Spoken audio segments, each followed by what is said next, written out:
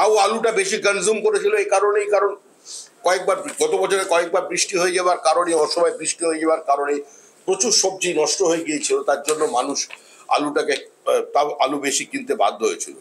কিন্তু আজকে বিভিন্ন জায়গায় পেরিশেবল আইটেমের পাশে দাঁড়ানো, বিশেষ করে উত্তরবঙ্গ আমের ক্ষেত্রে যদি শুরু দেখেন, আমরা আমের ইন্টারন্যাশনাল মার্কেট থেকে কার্যত সরে এসেছি। আজকে যে সমস্ত সংস্থাগুলো ছিল যারা এক্সপোর্ট করতো বিভিন্ন ম্যাঙ্গো প্রোডাক্ট, তারা আজকে কিন্তু পিছিয়ে পড়েছেন। আজকে সবজিকে রাখবার জন্য যে কোল্ড স্টোরেজ চেন তৈরির কথা একবার বাজেটে ঘোষণা করেছিলেন তদানীন্তন অর্থমন্ত্রী প্রণব মুখার্জি, তখন বামফ্রন্টের সরকার ছিল।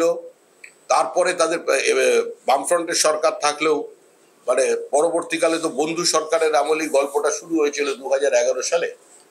কিন্তু সেই বন্ধু সরকার থাকার পরেও এই যে ফুড, যে কেন্দ্র সরকারের প্রজেক্ট ছিল কোল্ড স্টোরেজ চেনের যে ঘোষণা ছিল প্রণব মুখোপাধ্যায়, সেটাকে পশ্চিমবঙ্গে কার্যকর করা যায়নি। কার্যত উত্তরবঙ্গ এ থেকে সম্পূর্ণভাবে বঞ্চিত হয়েছে। চা বাগানের যে শ্রমিক আছেন তারা তাদের উপযুক্ত পারিশ্রমিক পাচ্ছেন না। তাদের প্রভিডেন্ট ফান্ড থেকে শুরু করে তাদের সমস্ত কিছু ক্ষেত্রে নিয়ম চলেছে। এই সরকারের শ্রম দপ্তরের কোথাও কোনো হস্তক্ষেপ নেই। জমির চরিত্র তো শুধু বদল হচ্ছে বিভিন্ন জায়গায়, এটা নয়, জঙ্গলের দুষ্প্রাপ্য অর্কিড, ক্যাকটাস আজকে লুট হয়েছে, চুরি হয়েছে। ডুয়ার্সের বাইরে দাঁড়িয়ে কাঠ দেখা যাচ্ছে, বাইরে থেকে মনে হচ্ছে জঙ্গল, ভেতর সম্পূর্ণ সাফা হয়ে গেছে। এবারে সাম্প্রতিক যে বন্যা হলো, সেই বন্যায় অজস্র লগ ভেসে আসতে দেখা গেল, বোঝাই যাচ্ছে এগুলো কোথা থেকে আসছে।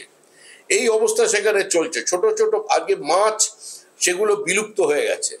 অবৈধ স্যান্ড মাইনিং এর কারণে জমির থেকে অবৈজ্ঞানিকভাবে সম্পূর্ণ একটি দুর্নীতিকে প্রতিষ্ঠা দেবার জন্য আজকে জমির রিভার বেডকে একটা ঠিক জায়গায় আনার জন্য এইসব তত্ত্ব দিয়ে যারা যেভাবে নদী থেকে বালি তুলে নেওয়া হয়েছে, বোল্ডার তুলে নেওয়া হয়েছে, তাতে উত্তরবঙ্গের ছোট ছোট বহু নদী তার গতিমুখ বদলে গিয়েছে।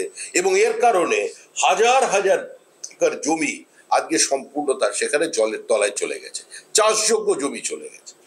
একদিকে জমির চরিত্র বদল, রাস্তার কাছে যদি জমি থাকে সেই জমি তো যে কোনোভাবে গান পয়েন্টে কিনে নেওয়া, বাধ্য করা হচ্ছে অনেক রাইস মিল মালিককে বিক্রি করা। এই জায়গায় আজকে পশ্চিমবঙ্গ দাঁড়িয়ে আছে। তবে এই সরকার আর দীর্ঘদিন নেই। এই সরকার আগামী অন্তত আলু চাষিদের জন্যই আমরা আমাদের চিন্তাটা একটু বেশি হচ্ছে, কারণ নতুন সরকার আস্তে আস্তে আলুটাও এসে যাবে বাজারে তার আগেই। তারপরে তারা কি করবেন সেটা বোঝা যাচ্ছে না। আমরা আশা করব যে অন্তত চলে যাওয়ার সময় যেন এরা একটু আলুর দিকে নজরটা দেয়।